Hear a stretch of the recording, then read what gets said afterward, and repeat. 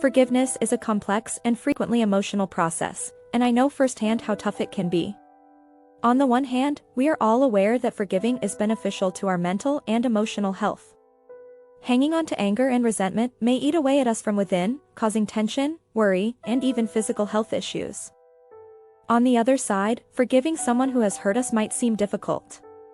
After all, why should we relieve someone of responsibility for causing us suffering or trauma? Forgiving them may appear to be letting them get away with it, or that we are somehow approving their actions. In this video, I'd want to explore at some of the stages that might help us progress towards forgiveness even when it feels like a difficult task. There are several ways we may take to work through our feelings and emerge out the other side with a sense of peace and closure, from comprehending the hurt to seeking support. Therefore, whether you're trying to forgive someone who has injured you, or if you're just wondering about the forgiving process, stay tuned. We've got a lot to talk about, and I'm anxious to get started with you. Let us proceed to the second stage in our forgiving journey, understanding the hurt. I know this one is going to be difficult. After all, if someone has injured us badly, it can be hard to even acknowledge that sorrow, let alone understand it. But believe me when I say that taking the time to fully sit with our sentiments and realize how they've affected us is a critical step on the path to forgiveness. For me, this meant diving deep and addressing my feelings about the circumstance. I had to ask myself questions like, why did this affect me so much, and what are the underlying emotions causing this pain? That was difficult, but it was essential. One thing that has helped me is to avoid underestimating or denying my discomfort. It's tempting to convince ourselves it's not that big of a concern, or I'm overreacting, but it's simply sweeping our emotions under the rug. We must first acknowledge the pain in order to get past it. And, let's be honest, sometimes recognizing the hurt means becoming enraged or disturbed about it. That's fine. Feelings are complex and confusing, and it's acceptable to feel a variety of emotions after being injured. Therefore, it is okay if you need to shout, weep, or pound a pillow. We must sometimes feel the pain in order to heal from it.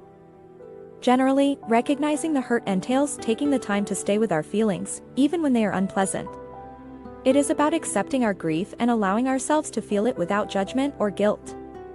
Thus, if you're having trouble understanding the pain, know that it's normal to feel confusing. You can do it. The next state is deciding to forgive. Let me be clear, forgiving is a choice. It's not something that happens by itself, and it's not something that anybody can make us do. It's up to us to make the decision to let go of the anger and resentment and progress towards forgiveness. For me, this meant taking a close look at my own beliefs and priorities. I had to ask myself, what type of person do I want to be, and how do I wish to be perceived in the world? I realized that hanging on to my hurt and anger was not benefiting me or anybody else, so I decided to begin the process of forgiveness. But deciding to forgive may be frightening. It might feel like we're giving up control or letting someone off the hook. And sometimes we don't feel ready to make that decision. And guess what? That's okay. Forgiveness is a process that takes time. One thing that has helped me is to remind myself that forgiveness does not include justifying someone's actions, or pretending that what they did was acceptable. It is about letting go of our rage and bitterness in order to move ahead in our own lives. It is about liberating ourselves from the burden of the past. It's acceptable if you're having difficulty choosing forgiveness. Take your time and be kind to yourself. It's a significant choice, and it's natural to be nervous or hesitant. But keep in mind that forgiving is a decision that may lead to a lot of healing and progress. Therefore, when you're ready, take the plunge. You may even surprise yourself. I don't know about you, but carrying around resentment or hatred is like carrying a backpack full of pebbles. It's heavy, it's taxing, and it's not helping me. Hence, one of the most essential things we can do when it comes to forgiving is let go of that animosity and lighten our weight. For me, this meant identifying the ways in which the hurt and anger continued to influence me. I had to ask myself, how is this bitterness holding me back, and how would it feel to let it go? That was difficult, but it was essential. One thing that has helped me is to develop empathy. I attempt to put myself in the shoes of the other person and understand where they're coming from. This is not to excuse or justify their actions, but it does allow me to understand them as a human person with their own issues and challenges. Another thing that has helped me is to practice gratitude. I try to concentrate on the positive aspects of my life and the individuals who have offered me love and support. This allows me to redirect my attention away from the sorrow and resentment and onto the wonderful aspects of my life. Yet, let's face it, it's easier said than done to let go of resentment. We may feel as if we are losing control or allowing someone to win. And every now and then, we may revert to old habits of rage and bitterness. But that's okay. Forgiveness is a process, and setbacks are common. It's alright if you're having difficulty letting go of resentment. Take your time and be kind to yourself. It's a procedure that requires practice. Yet keep in mind that letting go of bitterness may be really liberating. It's like finally being able to stretch your arms and breathe fully after removing that heavy backpack. So take a big breath and let go of your bitterness. You can do it. The next step is working on rebuilding trust. Let's be honest, when someone has hurt us, it may be quite difficult to trust them again. It's as if they've shattered something inside, and we're not sure whether we'll ever be able to mend it. Yet, in order to go on and have a healthy relationship with that individual, we must work on regaining that trust. This has involved having some very honest talks with the individual who has hurt me. I've had to voice my emotions and inform them of what they did and how it affected me. They've also got to be willing to listen and own their involvement in the problem. But, restoring trust requires more than simply words. It is also about actions. The individual who wronged us must demonstrate over time that they are determined to setting things right. This might imply being consistent, keeping their commitments, and demonstrating trustworthiness. And, this isn't always simple. There may be moments when we are inclined to hang on to our anger and distrust, or when the other person makes a mistake. Nevertheless, if we're serious about restoring trust, we must be willing to face those hurdles and keep going ahead.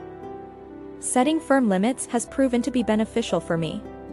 This is sharing with the other person what we require from them in order to feel comfortable and secure in the connection. And, if those lines are violated, we must be ready to speak out and hold the offender accountable. But let's face it, restoring trust takes time. That is not something that occurs overnight. Yet, if both parties are devoted to the process, healing and progress are achievable. Thus, if you're striving to restore confidence, remember to be patient, truthful, and willing to put in the effort. It's not always easy, but it's always worthwhile. And who knows what else? You could wind up with a stronger, better connection as a result. The next step is seeking support. Let's face it, forgiving someone who has wronged us is difficult. It can be a lengthy and arduous process, and it is acceptable to realize that we cannot accomplish it alone. That is why it is critical to seek help from friends, family, or even a therapist. Speaking with someone we trust about our feelings and experiences might help us process our emotions and acquire fresh insights into the issue. Seeking help has been an important part of my own path towards forgiveness. Chatting with my friends and family has given me new insights on the matter and reminded me that I am not alone in my difficulties. Yet, getting help may be difficult. It might be scary to open out to people and reveal that we're struggling. And there may be instances when we feel as though our difficulties are burdening others. But here's the thing, asking help is not a sign of weakness. It's a show of power. It takes bravery to accept that we need help, and much more bravery to reach out and ask for it. Because, let's be honest, forgiving is not a one-time event. It's a process that needs continual effort and focus. Thus, even if we've taken some steps towards forgiveness, it's critical to keep receiving help and taking care of ourselves along the journey. In the end, seeking help is about more than just forgiving the individual who has injured us.